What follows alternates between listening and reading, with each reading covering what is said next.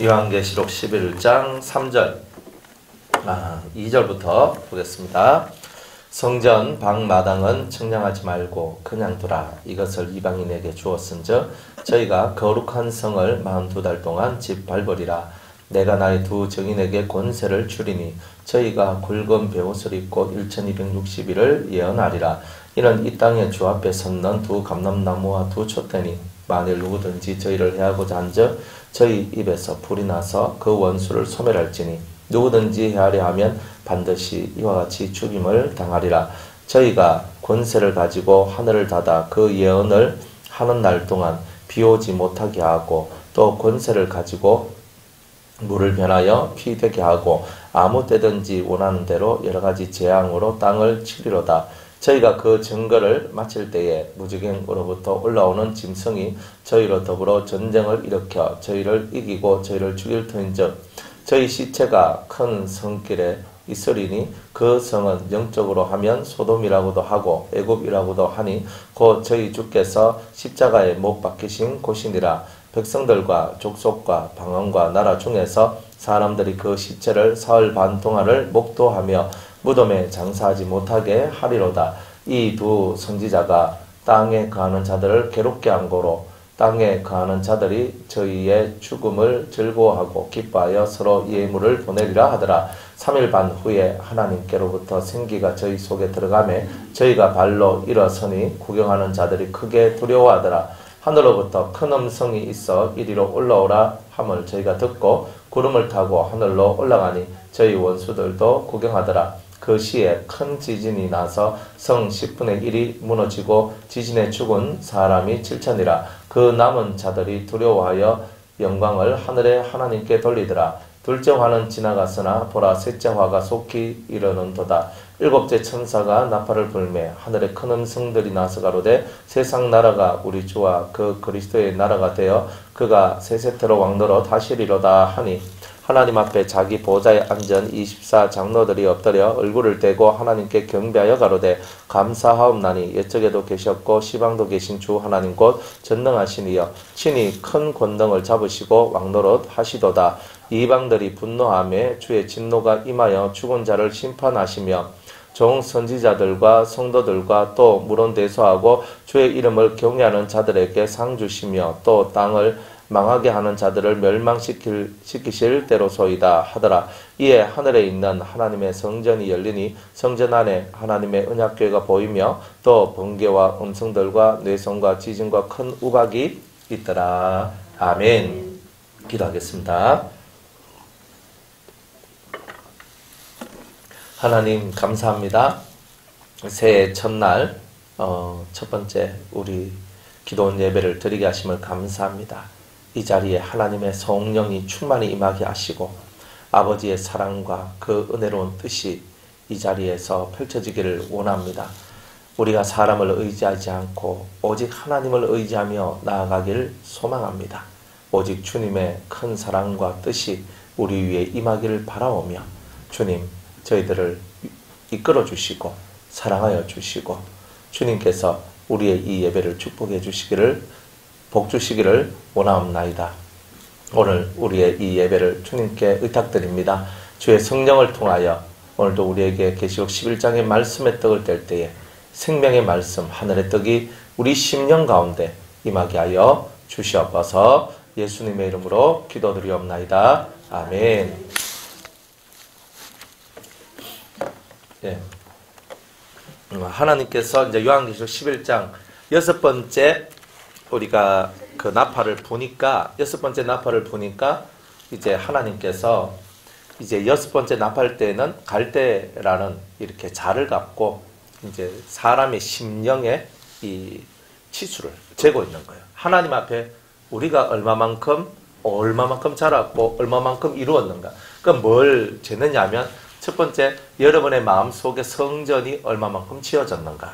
두 번째는 여러분들이 얼마만큼 죄에 대한 감각이 있고 죄를 회개하고 있는가.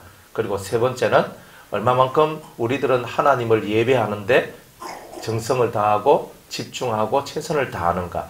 이런 것들을 하나님께서 면밀하게 보신다는 거예요. 하나님은 세밀하시거든요. 우리들은 하나님을 볼 때 하나님은 그냥 우리를 사랑하시니까 하고 쉽게 넘어가는 것이 있거든요. 그런데 하나님은 정말 우리를 사랑하시기 때문에 우리를 하나님의 신의 성품을 가지도록 우리를 이끌어 들이시는 거예요. 그 부모가 자식을 사랑하는 방법은 여러 가지예요. 근데 우리 이제 한국 부모는요, 자식을 뒷바라지를 다 해줘야 훌륭한 부모인 것처럼 생각을 해요. 그 뒷바라지가 뭐냐 하면은요, 앞으로 평생 먹고 살 것까지 다 준비해 줘야 돼요. 우리 한국 부모로 태어나면 다 이 부담감을 갖고 있어요. 내가 자식을 잘 키워야 되는데, 네, 이러고 있거든요. 근데 이제 미국 부모는요, 미성년까지만 이제 키워주고, 이제 성년이 되면은 나가라 그래요, 집에서. 네가 돈 벌어서 네가 살아라 그래요. 내가 너 미성년까지 내가 널 보여줬으면 그것으로 내 의무는 끝났다 하고 바깥으로 보내요. 대단하죠? 그 유대인 부모는요, 어릴 때부터 토라를 가르쳐요. 하나님의 말씀을 가르쳐요. 그래서 이 세상을 어떻게 하나님의 말씀 안에서 지혜롭게 살 수 있는가. 그리고 물고기를 잡아서 입에 탁탁탁 넣어주는 것이 아니라 물고기 잡는 법을 가르쳐 줘요. 인생을 살아가는 방법을 가르쳐요. 지혜를. 그래서 어릴 때부터 성경을 가르치고 탈무드를 가르치고 뭐 이런 랍비들의 지혜로운 글이라든지 성경을 가르치면서 아이들이 인생을 살아가는데 지혜를 얻도록 해줘요. 그런데 제가 이런 것들을 다 쳐다보면서 느끼는 것이 뭐냐 하면, 인생을 살아나가는데 수만금의 돈을 주던 회사를 차려주던 회사를 주던, 안 그러면 수많은 것을 줬다 할지라도 삶을 헤쳐나갈 수 있는 지혜가 없으면 그건 정말 아무것도 아니다. 그래서 유대인들이 가르치고 있는 그 교육 방법이 사실 대단히 좋은 방법이다 하는 것을 알게 됐어요. 근데 유대인들은 뭘 기초로 해요? 성경을 기초로 하잖아요. 그러니까 아버지가, 그것도 엄마가 가르치는 게 아니에요. 엄마가 가르친데 실제로 이 자식들을 아버지가 1:1 맨투맨으로 해가지고 말씀을 가르쳐줘요. 그러면서 토라를 가지고 어릴 때부터 한 성경 한 절 한 절을 같이 읽고 이 뜻을 가르쳐주고 아버지가 자식한테 이것을 가르쳐주는 거예요.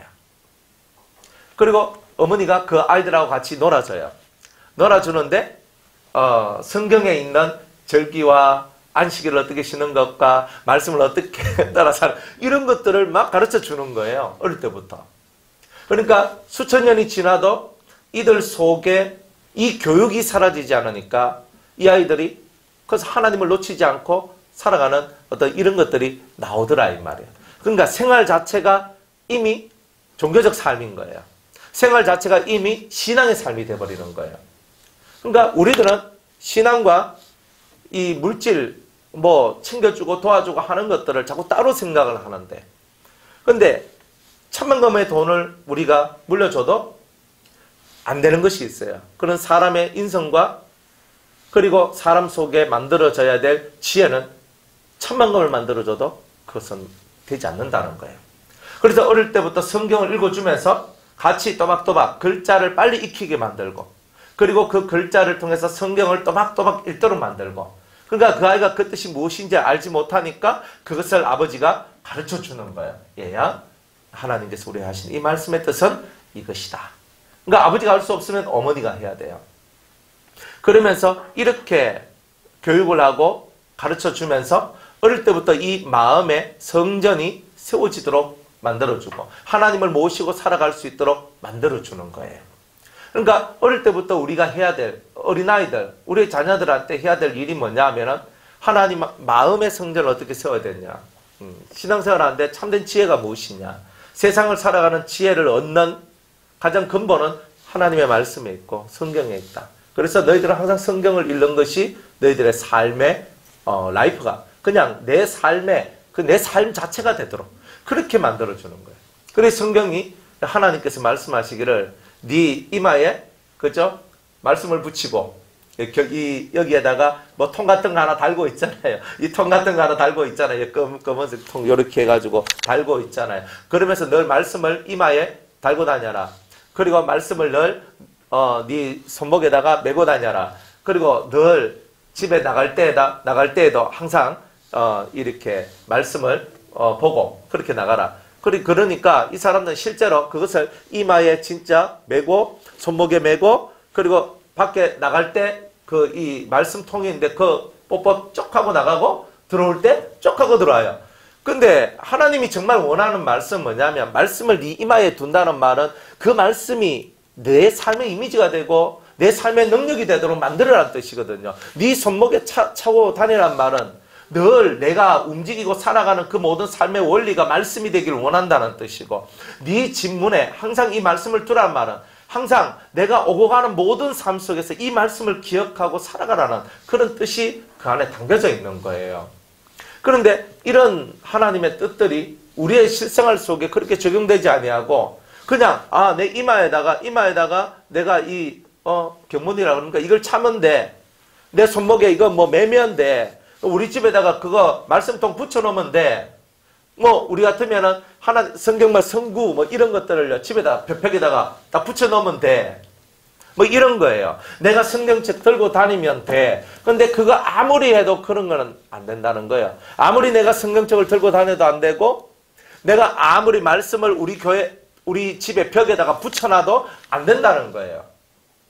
그러면 그 말씀이 어디에다 기록되어 있어야 되냐면 우리 마음에 기록되어 있어야 된다는 거예요. 이 말씀이 내가 어디로 가든지 간에 이 말씀이 항상 정녕 나를 따라다녀야 된다는 거예요. 즉 내가 있는 그곳에 말씀이 함께 있어서 내가 살아가는 모든 삶이 이 말씀을 통해서 이루어지도록 만들어내는 이 삶을 너희가 얼마나 살았느냐, 이 삶을 얼마나 살았느냐라고 말씀하고 있는 거예요.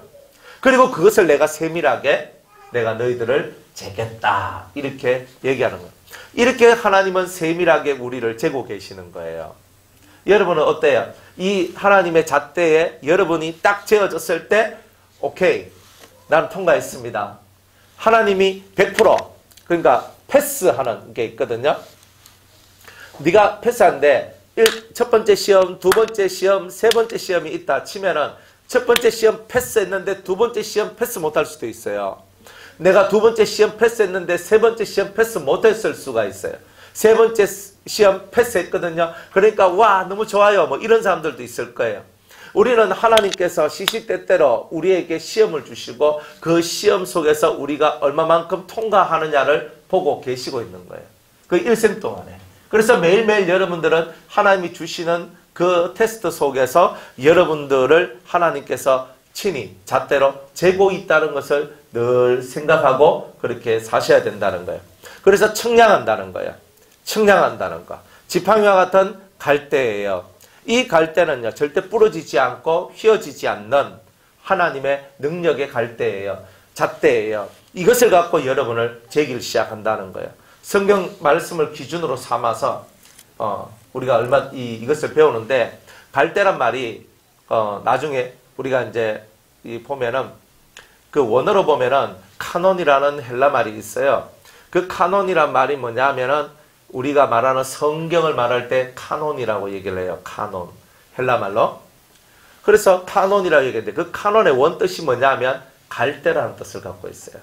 그러니까 여기서 성경에서 그냥 갈대라는 말을 썼다. 그럼 갈대로 쟀구나. 이게 아니고 이 갈대가 의미하고 있는 가장 중요한 뜻이 뭐냐? 성경이라는 거예요. 그러니까 성경의 말씀을 갖고 여러분을 잰다는 거예요. 그러면 이 갈대에 어디서 이 갈대로 우리를 재느냐 하면 토라, 창세기, 출애굽기, 레위기, 민수기, 신명기까지 기록되어 있는 이 믿음의 뜻과 그리고 성결의 뜻과 이런 모든 뜻을 여러분들이 얼마만큼 이해했고 얼마만큼 여러분들이 그 안에서 깨달아서 실천했는지 하나님은 그것을 여러분들이 얼마만큼 했는지를 지금 다 측량하고 계신다라고 얘기를 했죠. 자, 2절로 와서 성전 밖 마당은 청량하지 말고 그냥 두어라. 이것을 이방인에게 주었은즉 저희가 거룩한 성을 42달 동안 짓밟으리라. 자, 성전 밖 마당이에요. 성전 밖 마당은 청량하지 마라라고 얘기를 합니다. 왜 성전 밖 마당은 청량하지 말까요? 여러분들 성전 안에 우리가 성전이 있다면 성전 밖 마당이 있다 이 말이에요. 바깥의 마당. 그런데 이 성전에 보면요, 이스라엘의 뜰이라는 것이 있고 이방인의 뜰이라는 것이 있어요. 이게 크게 이렇게 보면은, 그러니까 이 이스라엘의 남자들이 성전, 제사장이 아닌 사람은 성소와 지성소로 못 들어가죠. 그런데 이스라엘의 남자들은 그 성소와 지성소까지는 못 들어가도 그 이스라엘의 뜰, 즉 유대인 남자들이 들어가는 그 뜰이 있는데 그 뜰까지 들어가서 제사를 지내는 것을 이렇게 그 마당에서 지내는 것을 볼 수가 있어요. 그런데 이방인의 뜰은 뭐냐? 이방인은 성전 진짜 그 바깥 이렇게 테두리가 이렇게 있으면 안에는 절대 못 들어가요.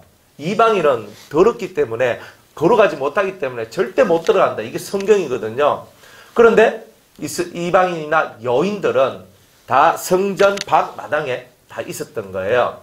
그래서 성전 밖 마당에 딱 있어서 그곳에서 이렇게 멀리서 이렇게 쳐다보는 거예요. 이제 그런 것이 이제 성전 밖 마당이다. 그래서 마당은 두 가지 마당이 있어요. 이렇게 있는데 이 마당들을 이렇게 밖 마당을 이렇게 청량하지 말고 그냥 두라라고 얘기합니다. 그래서 이 마당을 뜰이라고도 할 수 있고, 그죠? 뜰이라고도 할 수 있고, 외인들이 이제 보는 그곳이라고도 할 수 있어요. 근데 어쨌든 간에 하나님께서는 성전 밖 마당은 청량하지 말라라고 얘기했다 이 말이에요. 왜냐하면 이유가 있어요. 이 이방인들한테 42달 동안 짓밟힐 것이기 때문이다. 이렇게 얘기를 하고 있어요. 그러면 여러분들 성전을 구성하고 있는 것이 있는데 성전을 구성하고 있는 것이 세 가지가 있어요. 세 가지. 하나는 뜰이 있고 하나는 성소가 있고 하나는 지성소가 있거든요. 그런데 성소와 지성소는 하나님이 다 청량을 했는데 그 마당 뜰은 청량하지 말라 했단 말이에요. 그러면 이게 무슨 뜻이냐면 어느 때가 이 뜰은 사람의 육체나 혹은 좀 더 말하면 보이는 세상 속에서의 하나님의 교회나 하나님의 나라나 그러니까 이스라엘 나라나 다 이렇게 보이는 하나님의 나라, 보이는 하나님의 교회, 보이는 성도의 모습 이런 것들을 이 성전 밖 마당이라고 말을 할 수가 있는데 어느 때가 되면 이것들이 42달 동안에 크게 짓밟히게 되는 그런 날들이 있게 될 것이다. 이렇게 얘기하는 거예요. 여기서 말하는 42달이라는 것은 7년 대환란 속에서 후 3년 만에 일어날 엄청난 환란 시대를 이야기하고 있는 거예요. 그래서 이런 날들이 오는데 42달 동안에 곳이 성전 밖 마당이 그러니까 쉽게 말하면 뜰이 이렇게 하나님 앞에 짓밟히게 될 그런 날이 있을 것이다. 이렇게 얘기를 합니다. 그러면 왜 이 뜰이 이방인들한테 짓밟힘을 당하게 될까요? 이유가 뭘까요? 네, 이사야서에 보면은 왜 그런지 이유가 나와요. 우리 이사야 우리 1장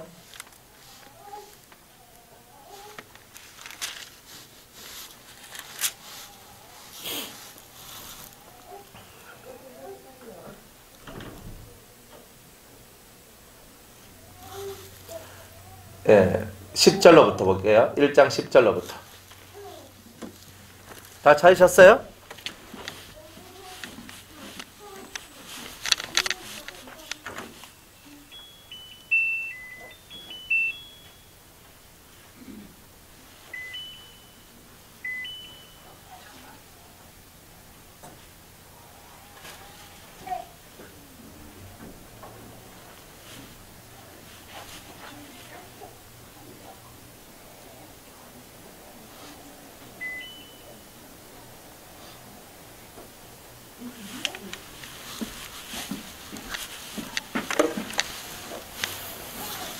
자, 보겠습니다. 이사야 1장 10절로부터 너희 소돔의 관원들아 여호와의 말씀을 들을지어다. 너희 고모라의 백성아 우리 하나님의 법에 귀를 기울일지어다. 여호와께서 말씀하시되 너희의 무수한 재물이 내게 무엇이 유익하뇨? 나는 수양의 번제와 살찐 짐승의 기름에 배불렀고 나는 수송아지나 어린 양이나 수염소의 피를 기뻐하지 아니하노라. 너희가 내 앞에 보이러 오니 그것을 누가 너희에게 요구하였느냐? 내 마당만 밟을 뿐이니라. 헛된 재물을 다시 가져오지 말라. 분향은 나의 가정이 여기는 바요 월삭과 안식일과 대회로 모이는 것도 그러하니 성회와 아울러 악을 행하는 것을 내가 견디지 못하겠노라. 내 마음이 너희의 월삭과 정한 절기를 싫어하나니 그것이 내게 무거운 짐이라. 내가 지기에 곤비하였나니라. 너희가 손을 펼 때에 내가 눈을 가리우고 너희가 많이 기도할지라도 내가 듣지 아니하리니 이는 너희 손에 피가 가득함이니라. 너희는 스스로 씻으며 스스로 깨끗게 하여 내 목전에서 너희 악업을 버리고 악행을 그치고 선행을 배우고 공의를 구하며 학대받는 자를 도와주며 고아를 위하여 신원하며 과부를 위하여 변호하라 하셨느니라. 아멘. 그러면 이 성경에서 주님이 뭐라고 얘기하냐면 너희가 내 앞에 12절에 내 앞에 보이러 오니 그래요. 보이러 오니. 그냥 뭐냐? 하나님을 섬겨야 우리가 복을 받으니까 그러니까 예배당에 오자. 그러니까 저 제사 드리러 가자. 근데 이런 거예요. 그리고 주님은 그것을 누가 너희에게 요구하였느냐? 내 마당만 밟고 가는 거예요. 예배당만 그냥 밟고 왔다 갔다 하는 거예요. 하나님의 정신, 하나님의 뜻 이것이 없는 거예요. 우리가 막 수많은 재물을 하나님 앞에 갖다 바치고 봉사하고 충성하고 하는데 왜 하느냐? 딱 보면은 사람들 내가 복을 받아야지. 이런 것이 이 심령 속에 많이 이렇게 담겨져 있는 거예요. 그런데 하나님은 참 그걸 너무 싫어하시는 거예요. 너희들이 내한테 복을 달라 안 해도 너희들과 내 사이는 제사로 언약하였다는 거예요. 제사로. 그러면 제사로 언약했다는 말이 뭐냐면 하나님과 우리 사이는 그 진실한 그 계약이 맺어져 있는데 너희가 내 말씀을 지키면 내가 너희들한테 약속한 복을 너희들한테 주겠다. 이렇게 말씀하는 거예요. 그래서 하나님께서는 우리한테 다른 것을 요구하는 것이 아니고 하나님 말씀을 지키면 저절로 복이 온다. 말씀을 지키면 저절로 복이 온다. 그러니까 여러분들이 내가 이걸 해야가 아니라 말씀을 지키면 저절로 하나님께서 하늘에서 여러분들에게 복을 내려줄 것이라는 거예요. 그런데 많은 사람들이 내가 교회 헌금을 많이 하면, 교회 봉사를 많이 하면, 또 교회에서 내가 시키는 것을 많이 하고 내가 이렇게 하면 내가 복을 받을 것이다. 하나님의 말씀은 없고 사람의 계명이 자꾸 역사를 하고 있는 거예요. 그러다 보니까 사람들이 왜 교회 다니고 왜 하나님을 믿고 나아가는데 왜 복을 못 받냐? 왜 복이 없나? 근데 그 이유가 뭐냐면 하나님의 말씀을 지키지 않아서 그렇다는 거예요. 그런데 이 사람들은 마당만 밟고 가는 거예요. 그래서 주님은 이렇게 얘기하잖아요. 너희 소돔에 관한들아 너희의 여호와의 말씀을 들을지어다. 너희 고모라의 백성아 우리 하나님의 법에 귀를 기울여라.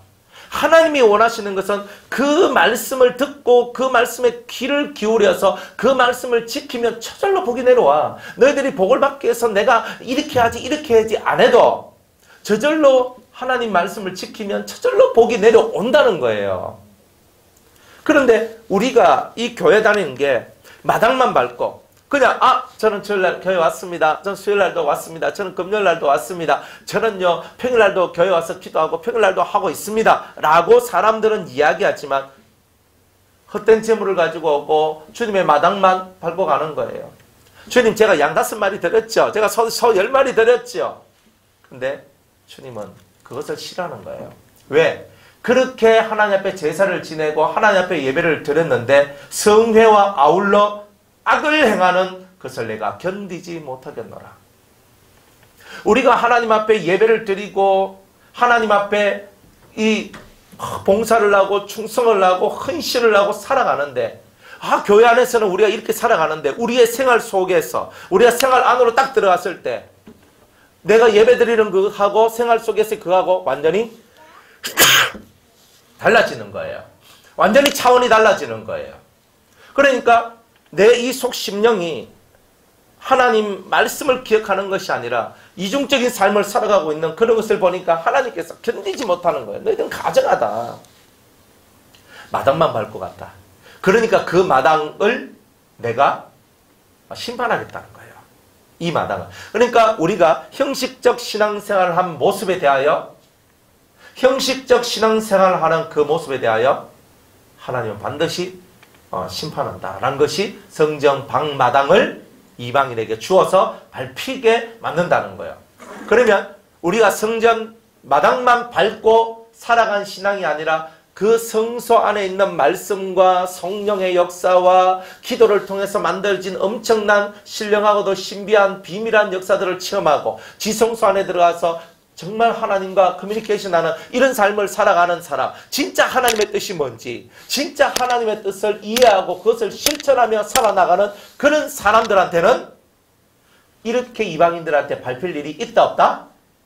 없다. 이런 일은 없다 이 말이에요. 단지 우리가 하나님이 원하시는 그 성소와 지성소의 맛을 보지 못하고 그냥 몸만 왔다리 갔다리 하는 거예요. 그래서 저는 가끔 이렇게 목회하면서 성도들이 이런 생각을 가질 때가 있는 걸 봐요. 내가 이 교회에 나와주는 것만 해도 대단한 거야. 막 이런 거예요. 그런데 저는 가만히 생각해보면 그건 좀 아니다. 교회에 나오는 것은 오막살을 위해서 나오는 것도 아니고 우리 교회 살림을 위해서 나오는 것도 아니고 내가 뭐 나와줘야 우리 교회가 뭐 잘 되고 뭐 이런 거 우리는 그런 생각을 할 때 있는데 이게 뭐냐? 이게 바로 외식적 신앙생활인 거예요. 교회는 왜 나오나?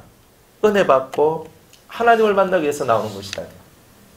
여러분이 기도원에 와서 왜 은혜를 받나? 살아계신 하나님을 만나기 위해서.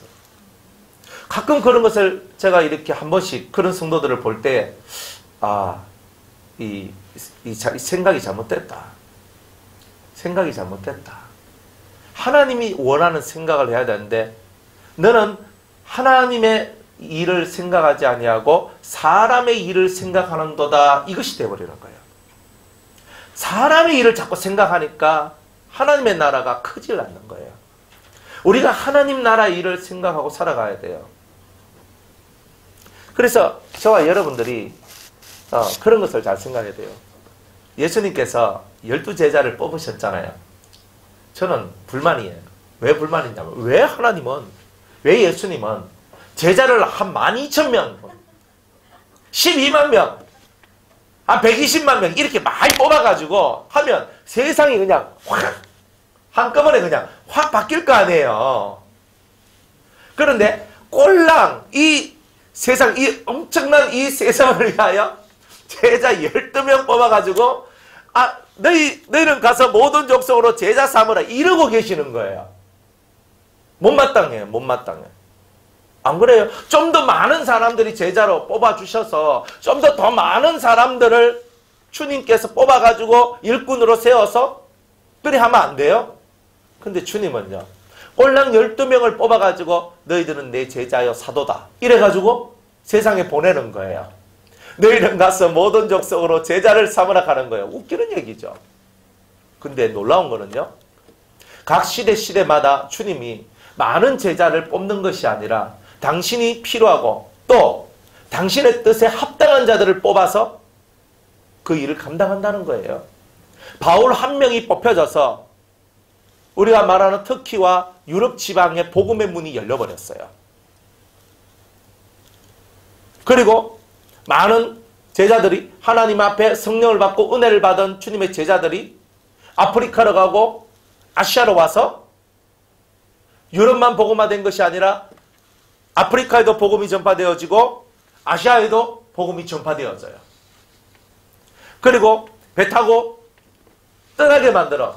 그래가지고 아메리카가 복음화되도록 만들고, 그리고 배 타고 믿는 자들이 호주에 가고 믿는 자들이 뉴질랜드에 가고 믿는 자들이 디아스포라처럼 세상에 흩어져서 그들이 가는 곳에 교회를 만들고 그들이 가는 곳에 하나님의 뜻을 이루는 일을 하는 그것을 하더라 이 말이에요. 많은 사람이, 수많은 사람을 주님이 뽑으신 것이 아니라 그 12명을 뽑더라. 그러니까 적은 수를 뽑아서 주님이 이 세상을 변화시키더라 이 말이에요. 큰 교회가 큰 일을 하는 것이 아니고 큰 사람이 큰 일을 하는 거예요.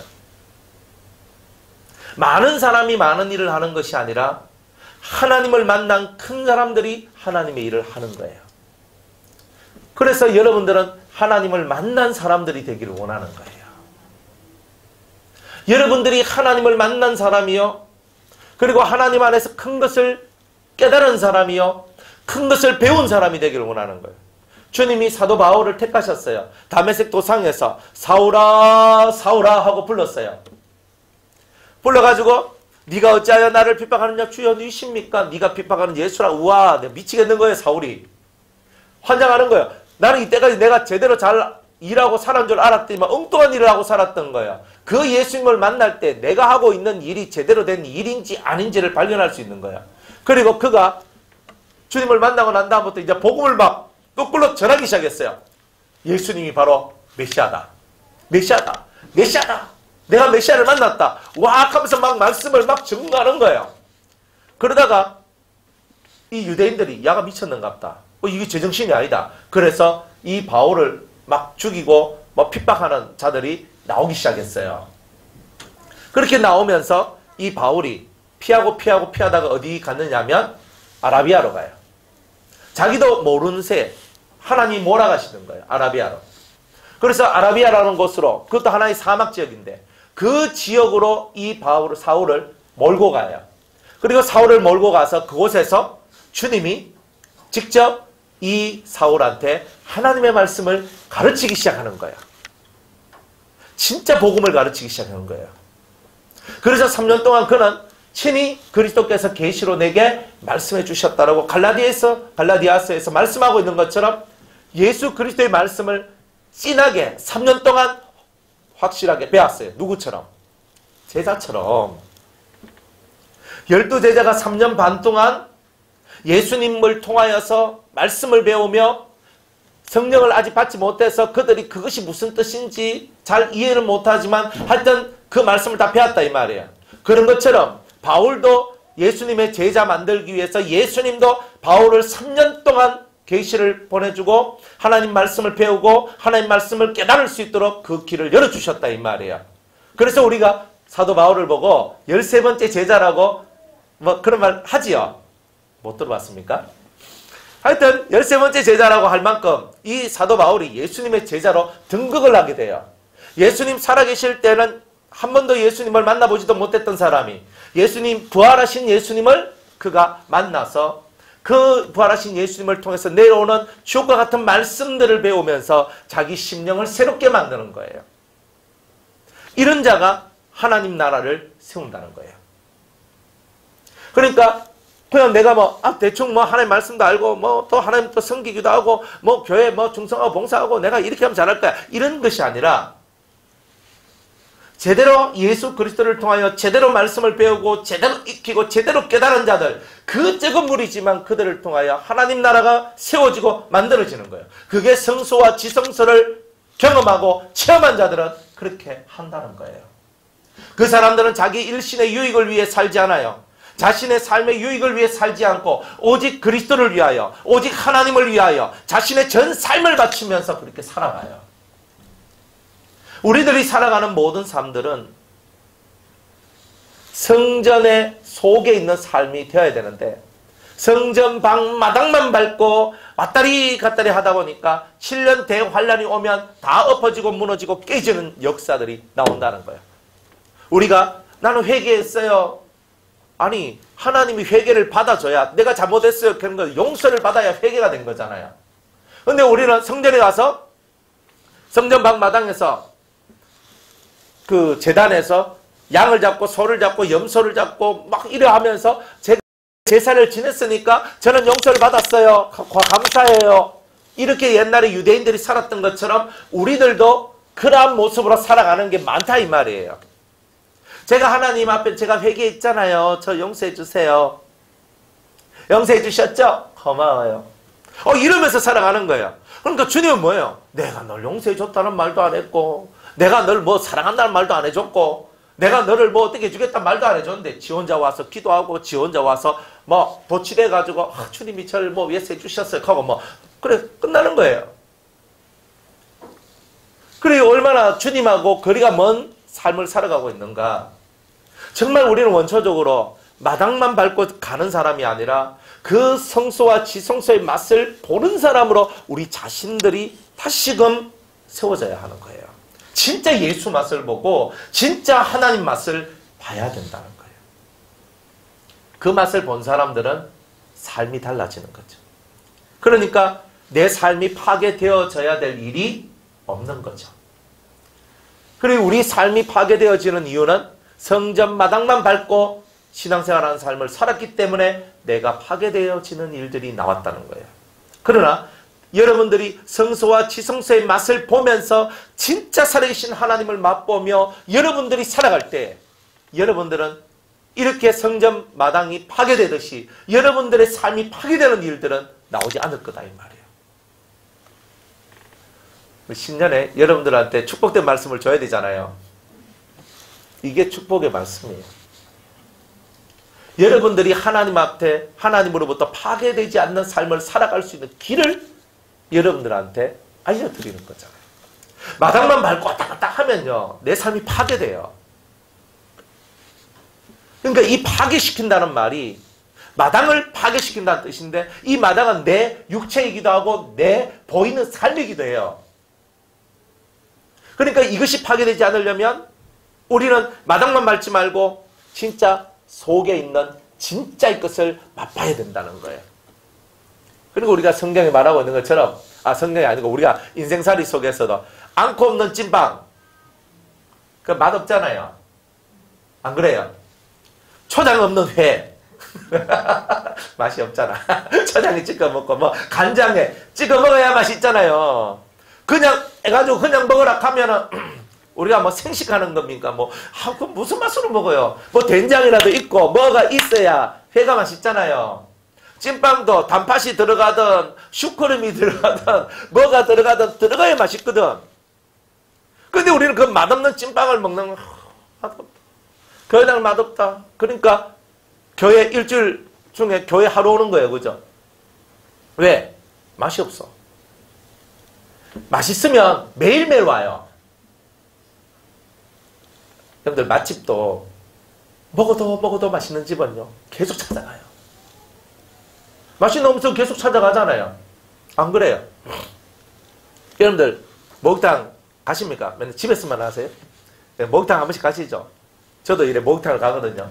한 번씩 어쩌다 한 번씩 가는데 우리 목욕탕을 가. 목욕탕을 가면요 일단 목욕탕이 특색이 있어야 돼요. 1번 물이 좋다든지 2번 시설이 좋다든지 둘 중에 하나는 마음에 들어야 가요. 앞에 이 청송 목욕탕은 시설은 별론데 그래 물이 좋은 것 같아. 그거 갔다가 이렇게 몸을 담고 막 이 건지럽고 막 몸이 좀 건지럽고 이러면 그게 조금 사라져요. 그래 발이 뭐 무좀이 막 이렇게 올라오고 뭐 멋이 좀 안 좋고 이러면요 그 가서 물 딱 담그고 그 있잖아요 거기 그 해수탕 하고 있으면 그 좀 괜찮아진 것 같아요. 그러니까 멋이 좀 건질건질거리면 이제 가가지고 그러니까 건질건질거리면 그거 한번 가고 그거 가면 되겠다. 그러니까 사람이라는 거는요 내가 어떤 효과를 보고 내가 뭔가 좋다라고 생각하는 게 딱 나오면 내가 필요할 때는 꼭 그것을 찾는 게 사람이에요. 여러분들이 교회 안에서 주님을 만나고 정말 주님께서 내 문제를 해결해 주시고 때로는 내 병을 치료 주신 것뿐만이 아니라 내 심령에 평안을 주고 내 심령에 은혜를 주고 내게 사랑을 베푸신 그 놀라운 은혜가 내 심령 속에 그런 것들이 체험되어진 사람들은 하나님을 떠날 수가 없고 예수님을 떠날 수가 없는 거예요. 그러니까 이런 맛을 본 사람들은 정말 주님이 나와 함께 계시고 그 함께 하시는 주님과 더불어 동행하며 살아나가는 이런 사람들은 그 삶이 깨지거나 박살날 이유가 전혀 없는 거예요. 왜? 주님이 보호막이 되셔서 지켜주시기 때문에 그래요. 여러분들의 보호막은 누구예요? 뭐가 여러분을 보호해 주실 것 같아요?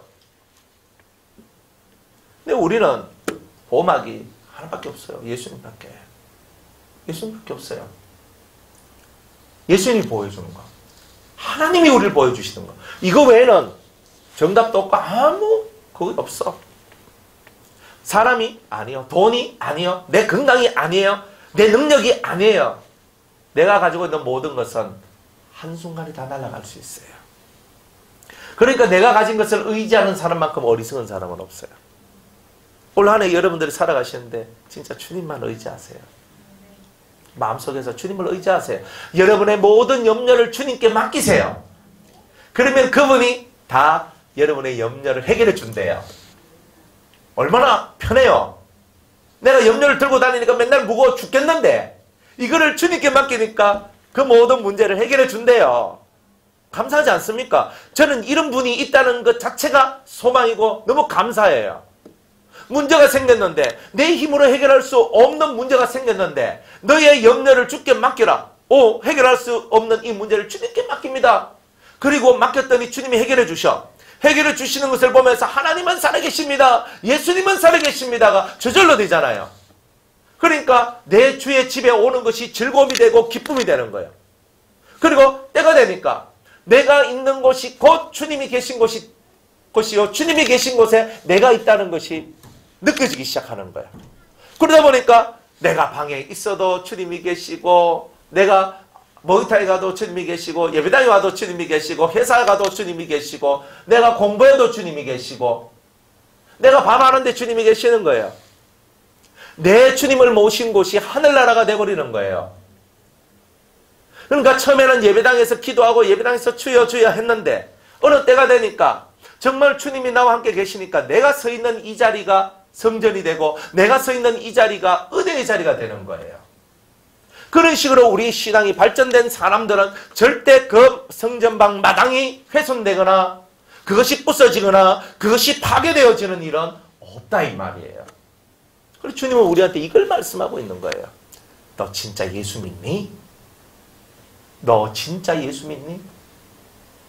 항상 이거를 주님은 우리한테 말씀하고 계시는 거예요. 너는 진짜 나를 믿느냐? 네가 나를 믿는다는 것은 내 말을 지키는 거다. 여러분들 예수님 사랑하십니까? 별로 말을 안 하네. 예수님을 사랑하세요? 입이 무거우시니까. 그죠?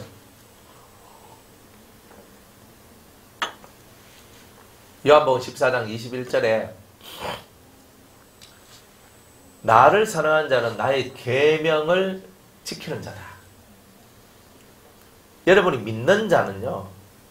내가 예수님 믿습니다 하는 말 속에는 예수님을 사랑합니다 하는 뜻이 들어있어요. 믿음과 사랑을 따로 떼놓지 마세요. 내가 믿습니다 말은 저 사람을 사랑하는 거예요. 내가 믿는데 사랑 안 할 수는 없어.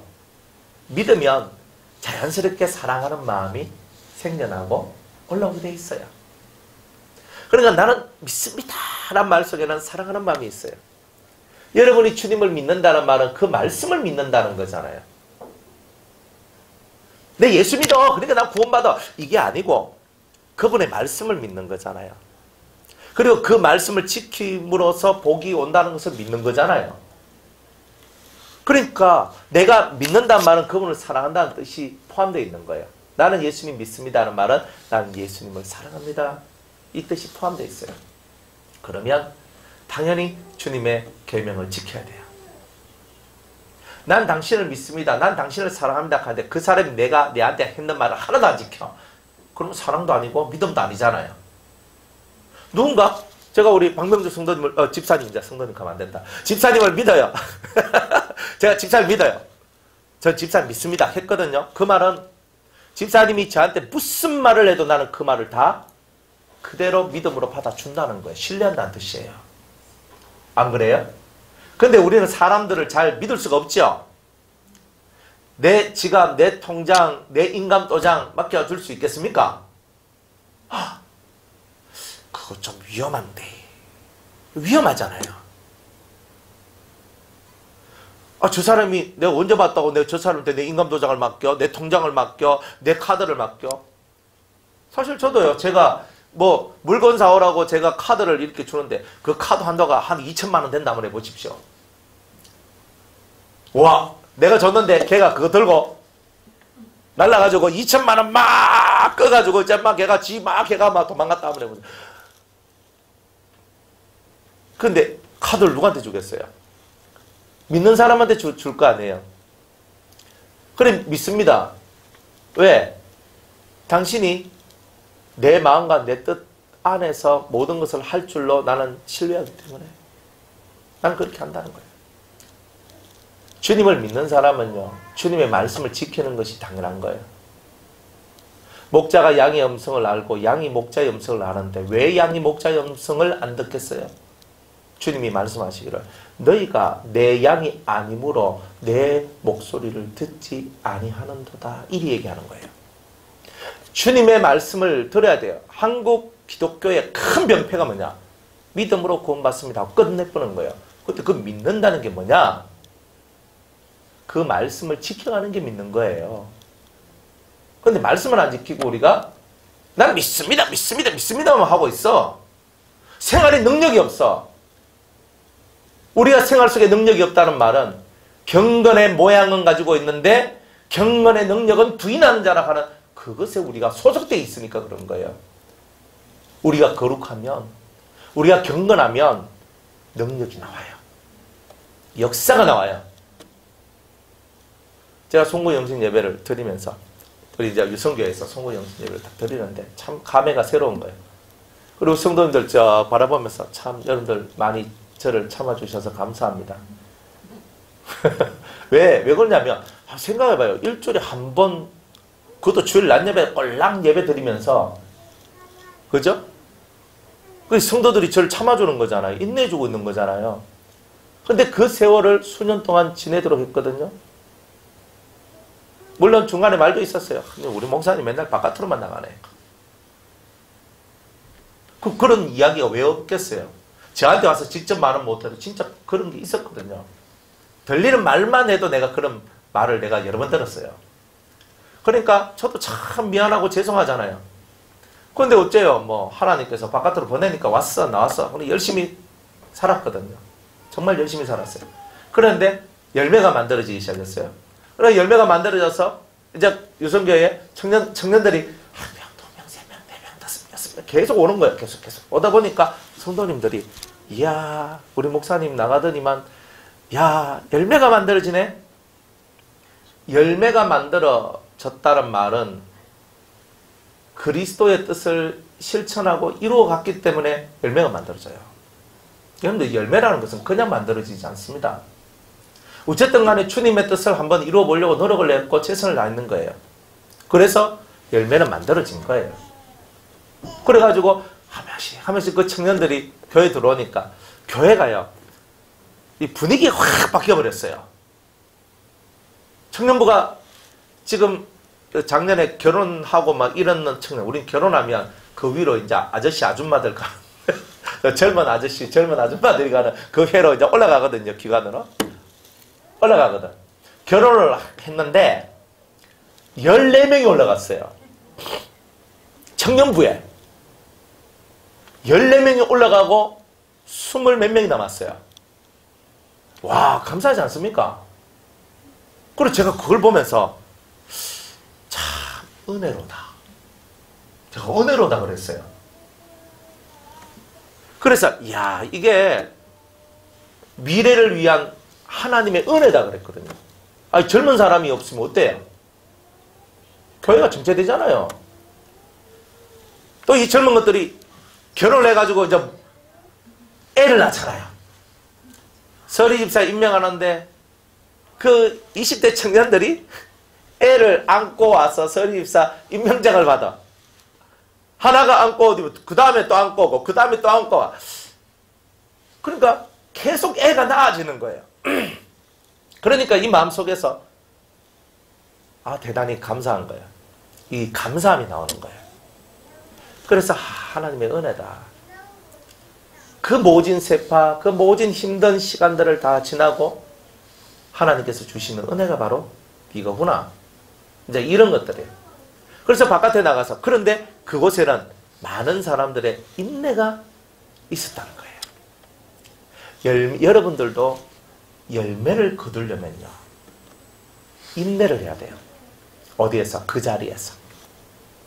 그 인내가 채워져야지만 열매가 나와요. 뭐 하다가 안 하고 힘들면 안 하고 가다가 뭐 좀 기분 상하면 안 가고 이거는 열매를 못 맺어요. 이 2020년도 2020이잖아요. 참 2020의 해에 여러분들은 한결같은 마음으로 자기 자리를 지키세요. 그럼 열매가 맺어집니다. 세상에 어려움이 없는 날이 어디 있고 난관이 없는 날이 어디 있어요. 한결같이 자기 자리를 지키는 그 사람은 결국 복을 받아요. 자기 자리를 안 지키는 사람은 복을 못 받아요. 그 세상의 이치도 똑같지요? 안 그렇습니까? 그러니 여러분들은 하나님 앞에서 여러분의 위치를 정확하게 지키세요. 성소와 지성소를 맛보기를 소망하고 그 안에 있는 하늘의 비밀을 체험하고 그 하늘의 은총을 가지기를 원하는 자로서 여러분들의 위치를 지키세요. 그러면 됩니다. 저는 한 번씩 생각을 하거든요. 저는 정말 바쁘게 살았는데 이제 바쁜 게 다 사라지고 너무 한가하면 너무 할 거냐? 한가하면 뭐 할 거냐? 제가요, 이제 유성교회도 내려놓고, 이제 변화선교회도 내려놓고, 한동강도도 내려놓고, 내가 하는 모든 사역을 다 내려놓고, 내가 모든 것이 다 사라졌어. 그럼 너 뭐 할 거냐? 뭐 할 것 같아요? 붕어빵 장사할 것 같아요. 사람이요, 지가 하던 것은요, 절대 끊어지지가 않아요. 그러니까 저는 만약 모든 것이 다 사라지고 정말 저 혼자서 있을 수 있는 수많은 시간이 있다면 저는 조용히 눈을 감고 있는 시간을 좀 많이 가지고 싶어요. 조용히 눈을 감고 조용히 눈을 감고 내 하나님을 더 많이 응시하고 싶어요. 인생의 소망은 눈에 보이는 것에 있는 것이 아니라 보이지 않는 하나님께 있다는 것을 너무나도 절실히 깨달았기 때문에 그냥 눈을 감고 그 하나님을 향하여서 내 마음을 계속 올리고 싶어요. 그랬으면 좋겠어요. 할 일, 그 진짜 할 일은 그건 것 같더라고요. 그래서 정말 그 마음을 하나님께 올리면서 그 하나님께서 두 그룹 사이로 말씀하시는 그 말씀을 더 진하게 듣고 싶어요. 그걸 하고 싶어요. 참 그게 제 소망이 되고 제 원함이 돼요. 그래서 조용히 성경을 읽고 성경을 읽거든요. 이제 성경을 읽어야 돼요. 주님이 10장 읽으라는 것을 그만 읽으라는 소리가 없었기 때문에 10장 읽어야 되고 또 우리 잠언서 이제 이번 6개월 동안에 잠언서 이제 6개월 동안에 이제 백독하는 거 이제 또 하잖아요. 그런데 잠언서 6개월 동안에 한 백독 한번 해보세요. 하려하니까 제가 어제 그 몇 장을 읽었더라? 하여튼 24장인가 읽었거든요. 어제 열심히 읽었어요. 잠언을 이렇게 읽어요. 그러면서 또 마음속에 또 새로움이 또 오고 또 자꾸 읽는 거예요. 자꾸. 그래서 뭐 어차피 잠 안 오고 뭐 잠이 안 오고 또 읽어. 계속 또 읽어. 자꾸 읽는 거예요. 자꾸 읽는 거. 그래서 읽고 또 읽고 또 읽고 또 읽고 또 읽고. 그런데 읽으면 읽을수록 새로운 것이 씹혀져요. 제가 옛날에 못 보던 글자들이 막 눈에 쏙쏙쏙 들어와요. 제가 옛날에 늘 읽었지만 옛날에는 내 눈에 안 들어오던 말씀들이 자꾸 눈에 들어오거든요. 그러니까 참 성경은 매력적인 거예요. 성경은 참 매력적이에요. 왜? 보면 볼수록 새로운 게 자꾸 나오거든요. 그 자꾸 보는 거예요. 참 신기하다, 신기하다, 신기하다. 그러니까 제가 만약 아무것도 안 하면 저는 두 가지만 할 것 같아요. 그죠? 마누라, 내 신경 쓰지 말고 마누라도 이거 하라. 막 그때쯤 되면 뭐 하여튼 뭐 애들 이제 다 컸으니까 저것들 알아서 살면 되거든요. 그냥 그래요. 그냥 조용히 밥은 그렇게 하면 별로 움직이는 것도 없고 하기 때문에 하루 한 끼만 먹으면 될 것 같아요. 그래서 조용히 성경 읽고 기도하고 좀 시간 나면 산책하고 뭐 이렇게 하면서 좀 하나님 앞에 집중하고 아 그렇구나. 예전에 저는요 시간이 있으면 마오신당 한번 여행을 하고 싶어요. 뭐 이렇게 했거든요. 근데 만약 정말 나만의 그런 시간들이 나오면 너는 뭐 할 거냐 라고 얘기했을 때 지금은 이렇게 되기를 원해요. 그리고 조용히 그렇게 되기를 원합니다. 바쁜 게 문제가 아니고 지금 내게 주어진 이 삶의 환경 속에서도 그렇게 하길 원하는 거예요. 그렇게 하길 원하는 거. 참 바쁘게 살아가잖아요. 제가 이 책 만들었잖아요. 이거 그죠? 이게 이름이 의의 나무예요. 이 안에 보면 제가 성경 읽다가 이사야 책 읽다가 쭉 보는데 이사야 61장 있는 말씀 딱 보다가 그 밑에 있는 쭉 말씀을 쭉 봤어요. 쭉 보다가 오 하다가 딱 제 마음에 의의 나무란 말씀이 제 속에 탁 들어오는 거예요. 그러면서 이 책 이름이 의의 나무가 딱 돼버렸어요. 성경 공부 교재가. 근데 이 마음은 어떤 마음이냐면 여러분들 안에 여러분들이 의의 나무가 되기를 원하는 게 있는 거예요. 진짜 그런 마음으로. 이거 없는 분들 갈 때 가지고 가세요. BMF. 돈 받고 파는 게 아니에요. 근데 이렇게 하는데 이거 하나 만드는데도 시간이 얼마나 많이 투자가 되는지 몰라요. 그런데요. 성경을 쭉 읽으면서 묵상을 하고 기도를 하면서 하니까 엄청 시간이 많이 걸릴 것 같은데 엄청 시간은 많이 안 걸렸어요. 근데 진짜 막 이게 뭐가 타타타타타 맞춰져 가면서 하나씩 만들어졌거든요. 제가 그런 걸 보면서 늘 하나님과 가까이 하고 늘 하나님 그 은혜와 사랑 가운데 거하면 어렵다고 남들이 어렵다고 생각하는 것이 그 사람한테는 어렵지 않은 것이 될 수도 있겠구나 하는 것을 생각하게 돼요. 사람들은 말합니다. 그 어려운 것을 어떻게 하셨습니까? 근데 남들이 볼 때는 어려운 것이 은혜 안에 있는 사람한테는 쉬운 것이 돼요. 이게 바로 신앙생활을 하는 거예요. 그럼 여러분들은 어때요?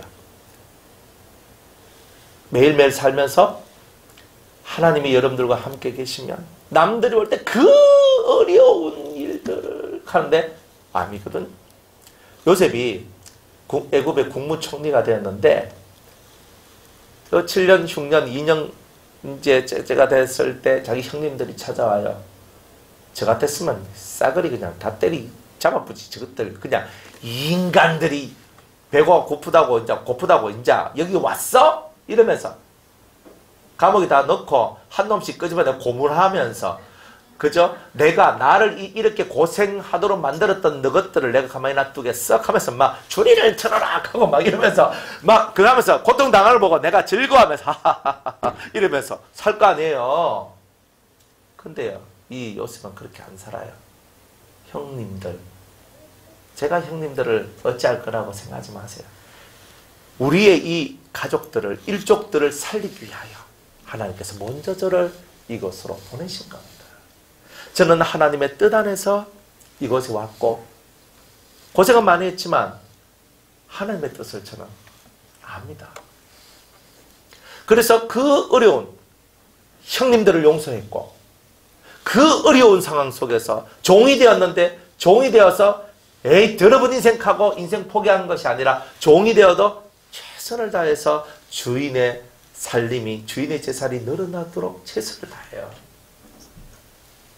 또 그 이 심령 속에 자기가 억울하잖아요. 자기 주인의 아내 보디발의 아내가 거짓말을 해가지고 자기가 어디로 들어가요? 감옥에 들어가잖아요. 근데 감옥에 들어갔는데 그것 속에서도 더러운 인생 내 인생 풀리는 것이 없어.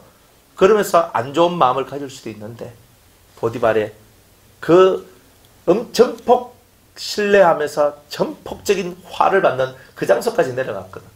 그런데 그 옥에 들어가서도 못 들어요. 그리고 그곳에서 최선을 다해서 섬기는 일을 해요. 남들이 볼 때 그 어려운 일들을 요셉은 너무 쉽게 하고 있는 거예요. 왜?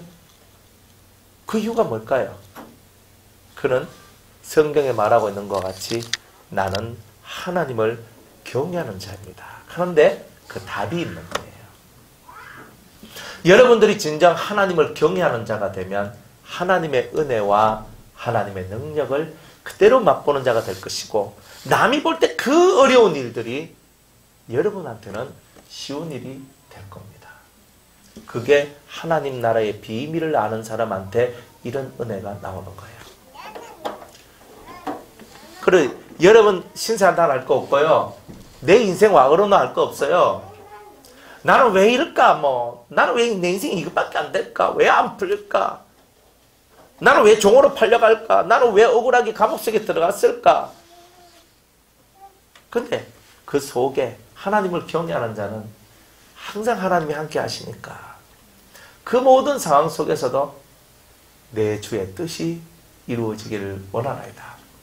주님이 베드로한테, 제자들한테 얘기를 하죠. 내가 대제사장과 서기관들과 바리새인들, 유대인들한테 고난을 받아서 내가 죽게 될 것이고 3일에 내가 부활하게 될 것이다. 이렇게 몇 번씩이나 얘기를 하니까 베드로가 속에 열이 받쳐가지고 뻥 터졌어요. 주여, 그렇게 안 됩니다. 왜 죽어요 당신? 그렇게 안 되면 안 되지요. 우리는 어쩌라고. 이거거든요. 그래서 예수님께서 뭐라고 얘기했냐면, 사탄아 물러가라. 네 지금 그 말하는 게 하나님 나라를 대적하고 하나님을 대적하는 거야. 사탄아 물러가라. 네가 부귀영화 때문에 날 따라다녔냐? 네가 잘 먹고 잘 살기 위해서 날 따라다녔냐? 그렇다면 그건 사탄이다. 사탄아, 내게서 떠나가라. 내게서 물러가라. 너는 나를 넘어지게 하는 자로다. 네가 하나님의 일은 생각지 아니하고 사람의 일만 생각합니다. 마당만 밟고 사는 사람은요, 다 하나님의 일을 생각하는 것이 아니라 자기의 일을 생각해요. 그래서 파괴가 되는 거예요. 여러분들이 이 성경의 원리를 제대로만 깨달으면요, 정말 어느 위치에 가도 여러분은 형통하고 평안하실 거예요. 어떤 삶이 오더라도 여러분은 평안하고 형통하실 거예요. 그래 감사한 거예요. 이래도 감사하고 저래도 감사해. 하나님 앞에서 정말 중요한 것은 내 심령의 열매가 어떤 열매가 맺어지느냐는 거예요. 성령의 9가지 열매, 사랑과 희락과 화평, 오래 참음과 같은 이런 열매가 내 속에 만들어졌으면 하나님이 나를 받으실 거 아니에요. 좋은 열매를 맺는 나쁜 나무는 없죠. 나쁜 나무는 나쁜 열매를 맺고 좋은 나무는 좋은 열매를 맺는 거예요. 그러니까 여러분들이 정말 하나님이 함께 하시고 하나님과 동행하시면 여러분들은 좋은 열매를 맺으실 거예요. 그 좋은 열매가 뭐냐? 성전 마당이 파괴되는, 이방인에 의해서 짓밟게 되는, 이방인들이 여러분의 사업장을 몰수하고 여러분의 가정 차단치를 붙이고 여러분들의 가정이 이렇게 되고 막 여러분의 건강이 부서지고 여러분들이 사기를 당하고 여러분들이 뭔가 좋지 못한 일들을 당해서 여러분의 삶이 막 쪼달지고 파괴되어지고 힘들어지고 괴로워지고, 그때는요 고난당하면 뭐하라 그래요? 그렇죠. 말씀이 이제는 이 말씀이 좀 머릿속에 박힐 때가 됐죠. 고난당하면 기도하라. 자꾸 뭐 이런 거 하지 마라 그랬죠. 고난당하면 뭐부터 하라? 생각하라. 생각하라. 생각을 먼저 하고 기도해야 되지. 저기가 도와줘 있어. 이하고만 있으면 안 돼요. 생각하고 기도하는 거예요. 우리는 말씀을 제대로 보고 제대로 익혀야 돼요. 그래서 내가 고난했는데 왜 그럴까? 내가 성전 마당만 밟고 지나갔나? 이것부터 생각해야 된단 말이에요. 고난 왜 하나? 왜 우리는 안 풀리나? 왜 이렇게 힘드노? 마당만 밟고 가니까 안 되는 거예요. 하나님은 뭘 원하는데? 이 심령, 이 마음의 것이 하나님께 올라가기를 원하는데, 근데 이걸 안 하고 몸뚱아리만 왔다 갔다 하니까 하나님이 내가 네 마당을 이방인들한테 밟히도록 할게. 3년 반 동안. 왜 3년 반 동안이에요? 이유가 뭘까? 왜 3년 반 동안 밟아라 그래요? 한 7년 동안 밟아라 하지. 한 10년 동안 발버락해도 되잖아요. 근데 왜 3년 반 동안 발버락 그래요? 42달 발버락 그러잖아요. 왜 42달 발버락 그래요? 이유가 뭘까? 이거는요, 다른 누구한테 하는 말이 아니라 예수를 믿고 있고 제자라고 말하고 있는 사람들한테 하는 말이에요. 42달 발필 동안에 42달 동안 내한테서 배웠던 말씀들을 씹어먹으라고 주님께서 말씀하고 있는 거예요. 그러니까 성경에는요, 이 하나님 말씀은요, 정확한 의미와 뜻이 있는 거다 이 말이에요. 그래서 3년 반 동안 예수님이 그 제자들을 가르쳤는데 이 제자들이 사람의 일만 생각하고 하나님의 일을 생각하지 않으니까 결국은 이 마당을 이방인들한테 내어주고 그들의 삶이 짓밟히게 만드는 거예요. 가정이 안 되고 사업이 안 되고 직장이 안 되고 공부가 안 되고 건강이 안 좋고 뭐가 안 되고 막 계속 일어나는 거예요. 근데 뭐 하는 거냐 이게. 이 42달, 이 3년 반 동안에 네가 다시 한 번 더 내가 너에게 가르친 말씀들을 되씹는 기간이 되라고 42달 동안 짓밟는 이야기가 나온다 이 말이에요. 그러니까 하나님 앞에 우리가 고난받는 날은 오히려 무슨 날이에요? 팔라당 거리면서 이 사람한테 저 사람한테 쫓아가고 이렇게 하는 게 아니라 주님한테 배웠던 그 시절 그 말씀들을 기억하고 주님의 말씀의 뜻이 뭐라고 내게 가르쳐 주셨는지 그걸 다시 한 번 더 회복하고 그 말씀 안에서 여러분들이 살 길을 다시 되찾으라는 그때가 고난의 때다 이 말이에요. 고난이 오면 무조건 그렇게 가야 되는 거예요. 그래서 성전 방마당은 냅도 얼마나 무서워요. 사랑의 하나님이 왜 이래요? 사랑의 하나님이신데 이게 사랑이라요. 여러분이 한 대 맞는 것이 사랑이고 여러분 두드려 맞는 것이 사랑이라니까요. 왜? 너무 새끼한테는요 때릴 필요가 없어요. 예, 네 마음대로 하세요. 내 새끼는요 좀 그래 하지 마라 안 가라 이 말 해야 해요. 여러분들 남의 새끼들한테 뭐 걱정합니까? 지 부모가 있어요. 지 부모가 걱정하겠지. 뭐 이렇게 안 해요? 안 그래요? 근데 내 새끼는요 걱정되지. 내 새끼니까. 우리 아들은 어떻게 해요? 우리 딸은 어떻게 해요? 걱정 안 됩니까? 내 새끼니까. 하나님이 걱정되니까 몽디 들고 때리고 하나님이 걱정되니까 사탕도 주고 안 그래요? 하나님께서는요 사탕도 주고 매도 주면서 우리들을 이끌어가는 거예요. 왜? 자식이니까. 그래서 고난받는 것도 은혜고 감사한 거예요. 그래 나는 돈이 안 벌립니다. 우리 집에 돈이 없습니다. 저는 건강이 안 좋습니다. 저는 뭐가 안 좋습니다. 이럴 때일수록 주님이 나한테 3년 반의 주님의 훈련을 기억하라고 하시는구나. 그리고 3년 반 동안 내가 제대로 훈련받지 않은 거에 대해서 회개하고 이 3년 반 동안 제대로 훈련받으라고 주님이 내게 말씀하시는구나. 이렇게 여러분이 생각하면 100점짜리. 그리고 고난받는 것을 걱정하지 말고 두려워하지 말고 이 고난이 다 내게 유익을 주기 위하고 말씀을 깨닫게 하는 은혜로구나 생각하고 이 고난의 시간을 여러분이 잘 극복하고 넘어가면 그죠? 그 다음에는 뭐예요? 뭐가 나와요? 복 있는 사람은 악인의 길을 쫓지 아니하고 악인의 길을 생각지 아니하고 오만한 자 죄인의 길에 서지 않고 오만한 자의 자리에 앉지 아니하고 오직 여호와의 율법을 즐거워하여 그 율법을 묵상하는 자로다. 고난받을 때 묵상하고 이 말씀을 묵상하고 또 묵상하고 또 묵상하는 거예요. 그랬더니 이 묵상 속에서 저는 시냇가에 심은 나무가 시절을 쫓아 과실을 맺으며 그 잎사귀가 마르지 아니함 같으니 그 행사가 다 뭐하리로다? 뭐하리로다? 형통하리로다. 그러니까 고난 중에 내가 말씀을 묵상하니까 형통이 나오는 거예요. 하나님이 이렇게 우리를 이끌어 주시는 거예요. 지금 고난 당한다고 징징거릴 거 없어요. 지금 내가 힘들다고 힘들다 할 것도 없어요. 왜? 지금 내가 해야 될 것을 하면 이 다음에 그죠? 2020년도에는 내게 손도 안 대도 주님께서 우리한테 엄청난 전리품을 주는 여호사밧의 역사가 우리에게 나오기 때문에 그런 거예요. 할렐루야. 다 그렇게 되시기를 축복합니다. 자, 성전 밖 마당은 측량하지 말라 하는 뜻을 이제 이해하셨나요? 이걸 잘 이해해야 돼요. 내가 이제 버렸다. 너희들 이제 고생 좀 해라.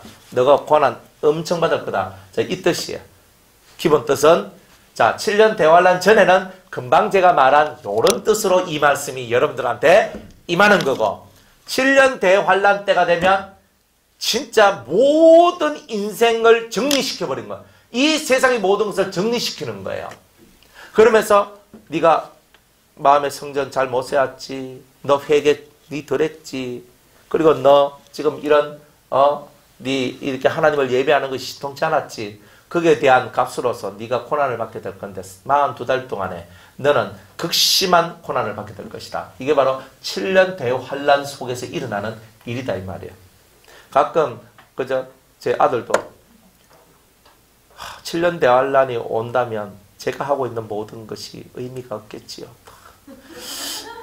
그렇게 얘기해. 이 자식이 이게 하고 싶지 않아서 공부 안 하고 싶지 않아서 이렇게 하는 건지 가끔 막 헷갈리는 거예요. 그게 우리는 깨달아야 되는 거예요. 뭘 깨달아야 되느냐면 7년 대환란을 생각해 봐요. 7년 대환란 생각하면 의미가 없어요. 그래서 제가 그런 걸 가만히 보면서 맞네. 내가 정말 7년 대환란이 지금 왔다고 생각하면 뭐가 의미가 있을까? 제가 사람들을 봐요. 사람들을 이렇게 일반적으로 예수 안 믿는 분들을 보면요, 억지까지 살거든요. 돈 벌고 자식 키우고 집 사고 억지까지 살아요. 그런데 나중 되면 허망한 게야. 내가 이때까지 뭐 때문에 이렇게 살았노? 내가 이때까지 뭐 때문에 이렇게 살았나? 이 속에 뭔가 모를 이 허망함들이 찾아와서 참 그 인생 살아온 게 너무 허망하다. 이런 게 오는 거예요, 사람들한테.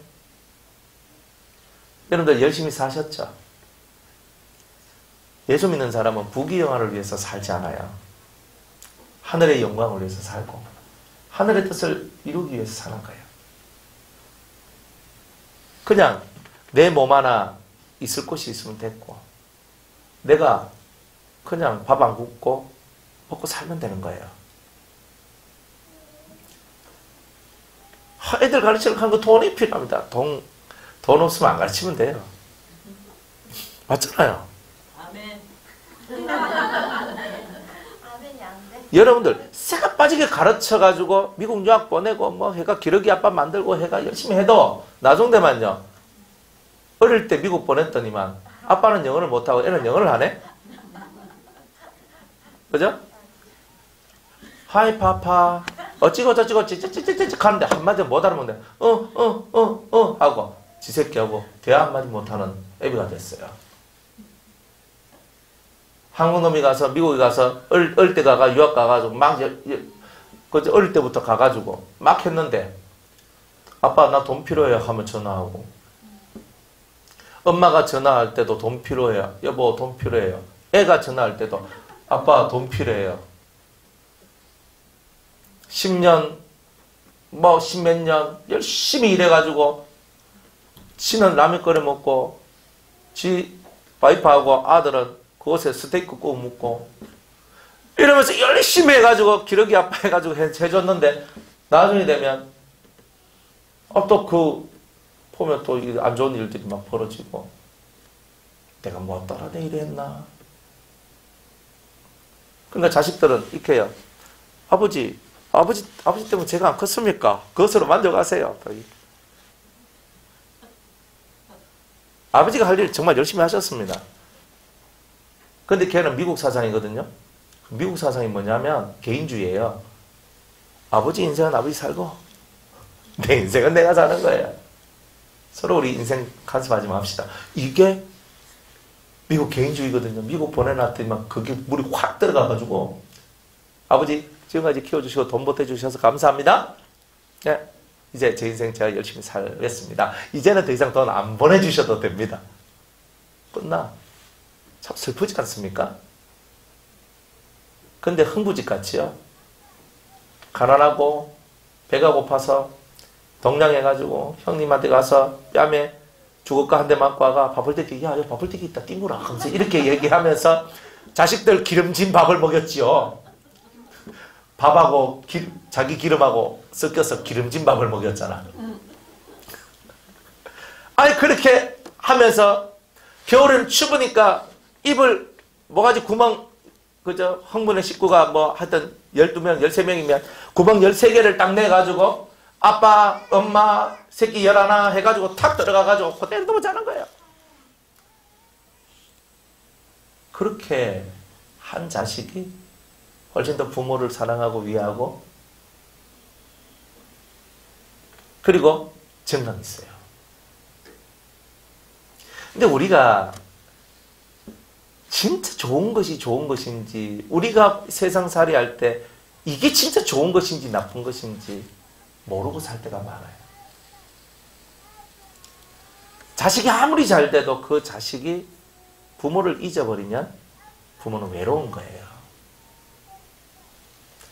아무리 자식 뒷바라지를 열심히 해줘도 자식이 요즘 애들 하는 말로 쌩 까버리면 아버지가 내한테 해준 게 뭔데 뭐 돈 좀 대줬다 내 포로 다 갚아줄게 이렇게 하고 있으면 얘한테 속이 얼마나 상하겠어요. 그런데 힘들게 키우고 어렵게 키워도 저는 아버지가 계신 게 너무 저는 행복해요. 어머니가 함께 계신 게 너무 행복해요. 이렇게 말하면 적게 먹고 살고 적게 배고 살고 해도 그게 인생 속에서는 소소한 행복인 거예요. 우리가 너무나 많은 것을 요구하고 많은 것을 가지기를 원하기 때문에 우리가 실제로 얻을 수 있는 내 작은 삶 속에서의 행복을 못 얻고 있는 거예요. 자식들한테 너무나 많은 요구를 하십니까? 아니면 기본만 하라고 가르치십니까? 뭘 하십니까? 애들이 지혜를 가지도록 올바른 것을 듣고 올바른 것을 생각하도록 만들면 그 다음에 너희들이 살아야 돼요. 그래야 하면 돼요. 인생을 부모가 다 해줄 수는 없어요. 결국은 그 아이들이 지혜를 얻어야지만 인생을 잘 살 수 있거든요.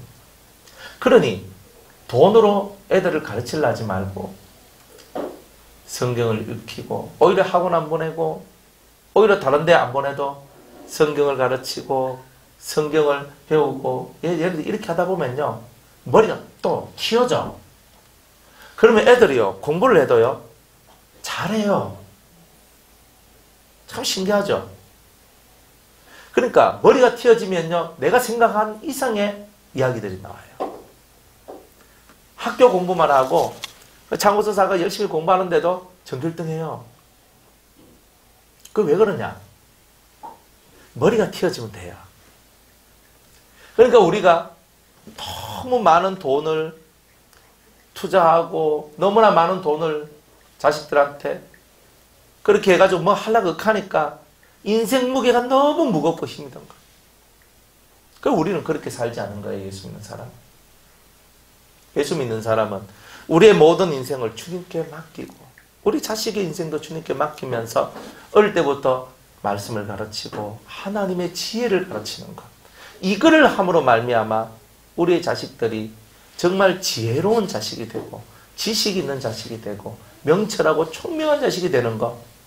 그것이 바로 아이들을 훌륭하게 키운 그런 모습이다. 이런 겁니다. 그러면 여러분들의 인생 무게가 적어질 거예요. 인생 무게가 적어지면 여러분들은 평안해져요. 자꾸 인생의 무게가 무거워지니까 여러분들이 힘든 거예요. 이렇게 해야 된다. 하지 마세요. 이렇게 안 한들 뭐 어때요? 안 그래? 사람들은 생각을 하거든요. 송충이는 솔잎을 먹고 살아야 된다. 여러분은 송충이가 아닙니다. 여러분들은 하늘의 사람이고 하나님의 자식이니까 우리들은 하늘로부터 내려온 만나를 먹고 살면 나머지 일은 다 형통되는 거예요. 이 근본의 진리만 제대로 갖고 있으면 여러분들의 인생의 무거운 짐들은 다 내려놓게 돼요. 여러분들 부모가 어떻게 될까 걱정돼요. 자식이 어떻게 될까 걱정돼요. 남편 아내가 어떻게 될지 걱정돼요. 수많은 사람들이 어떻게 될까 걱정돼요. 여러분, 이 걱정은 하나님께 맡기고 하늘의 만나가 우리 가정 속에 떨어지기를 소망하세요. 주님, 우리 부모님한테 하늘의 만나가 떨어지게 해주세요. 우리 남편, 우리 아내한테, 우리 자식한테, 우리 형제 자매들한테 이 하늘의 만나가 떨어지게 해주세요. 그리고 그 만나를 먹고 커나가는 하나님의 자식이 되게 해주세요. 이렇게 기도하면 여러분들은요, 마음이 평안해질 거예요. 평안해지면 돼요. 그것으로 만족하는 거예요. 그러니까 삶이 가벼워져요. 많은 돈이 필요 없어요. 그래서 우리의 마음이 평안해져요. 저는 사람들이 결혼을 하는데 돈이 뭐 그리 필요해? 그러니까 돈 필요해요. 남자가 집을 좀 준비해야 되고 아니면 전세금이라도 만들어야 되고 뭘 해야 되고 뭘 해야 되고 뭘 해야 되고. 그러니까 너무 벅차는 거예요. 그래서 지금 평균 결혼 연령이 여자는 30대 중반 35살 정도, 남자는 38, 39, 이 정도가 평균 결혼하는 연령이래요. 왜? 돈에 대한 중압감 때문에 결혼할 수가 없는 거예요. 그러니까 출산이 점점 출산율이 떨어지죠. 이게 지금 세상이에요. 근데 우리 자식들도 이렇게 똑같이 산다면 그 아이들은요, 세상 사람들 같이 똑같이 살다가 똑같이 고난받고 고통받다가 똑같이 고통 속에서 시름시름 앓고 죽어갈 거예요. 그 아이들한테 우리는 하늘의 만나를 먹이는 것을 중요하게 생각을 해야 돼요. 하나님의 백성은 하늘의 만나를 먹는 거예요. 그래서 여러분의 기도가 뭐냐면, 주님, 우리 가족들이 하늘의 만나를 먹게 해주십시오. 하늘의 만나를 먹게 해주십시오. 그 기도가 상달되면 내 새끼들이, 내 가족들이 하늘의 만나를 먹고 영혼이 평안을 얻어. 바로 그것이 우리가 우리 가정이 짓밟히지 않는 법을 배우는 거예요. 그래서 성전방 마당을 청량하지 말고 그냥 두라. 이것을 이방인에게 주었은즉 저희가 거룩한 성을 42달 동안 짓밟으리라 했던 이 말씀의 뜻을 정확하게 깨닫고, 많은 것을 가지려 하지 말고 주님을 소유하려고 그러고 주님의 마음을 품으려고 하시고 주님과 함께 길을 걸으려고 하고 그 주님이 내 모든 인생을 이끌어 달라고 우리의 모든 마음을 주님께 맡겨드리면 우리는 이 세상 것에 대하여 비워지게 될 것이고, 그러면 우리들은 정말 도심지에 살아도 산에 있는 것 같고, 이 깝깝한 도심지에 살아도 저 넓은 바다 속에 내가 바다를 쳐다보고 있는 시원한 마음을 얻게 될 겁니다.